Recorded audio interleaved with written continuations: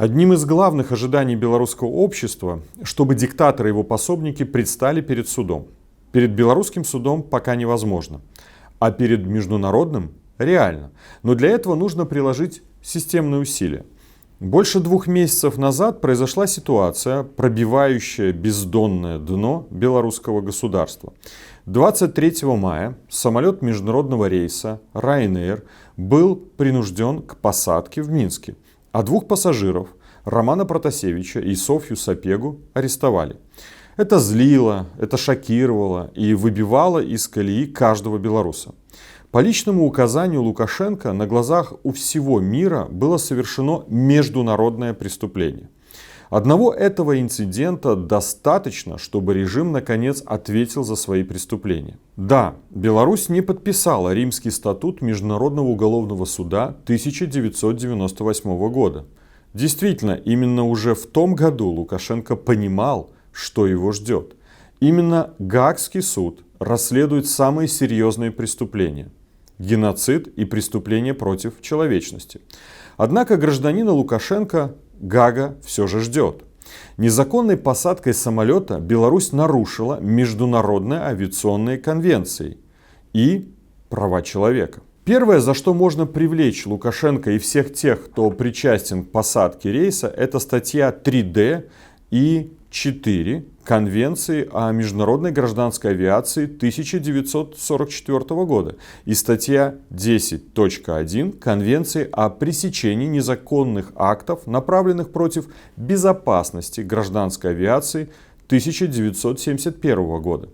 Простыми словами, в них говорится о том, что государство не должно использовать гражданскую авиацию в каких-либо целях, кроме как для перевозки пассажиров, а также обязано обеспечить безопасность людей.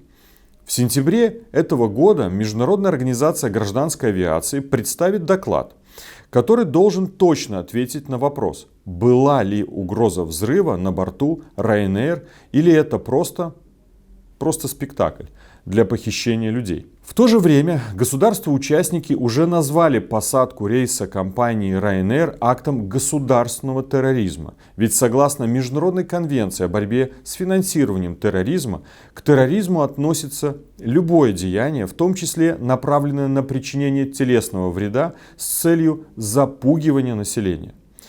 Второе.